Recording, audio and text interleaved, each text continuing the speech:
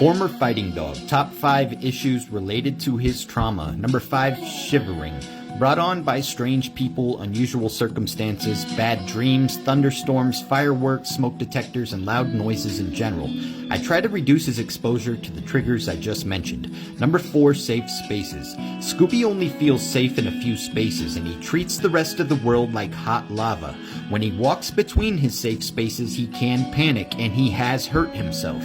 He tries to jump through closed doors. He punched a hole in my car with his nose because the back of the car was his safe space, but the door was closed. So I try to make sure to minimize obstacles for Scooby between his safe point A and safe point B. Number 3, impossible to catch. If Scooby were to get away, he would be impossible for anyone other than myself to catch. He runs for safety, even if he doesn't have to or know where he's going, and the more you chase him, the more he's going to run.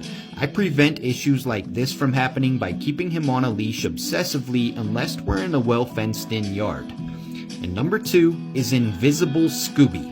Scooby's survival strategy, and what most likely kept him alive, is what I call Invisible Scooby. He pretends like the world around him can't see him, and that he can't see the world. He avoids eye contact with both strange animals and humans, and pretends they're just not there. This avoidance technique probably kept him alive at the shelter while the other dogs from the fighting bust were euthanized. Number 1 is silence. Scooby was silent for the first couple of years that I had him. He never once barked, howled, yelped, or whined. He was the quietest dog I ever met. This is one we fixed, and first we started working on howling, which came off as yawns. And then he started to squeak a little bit like a puppy for a year or so. And recently he started barking with bass. Good. Thank you for following Scooby and the Juice Morph account.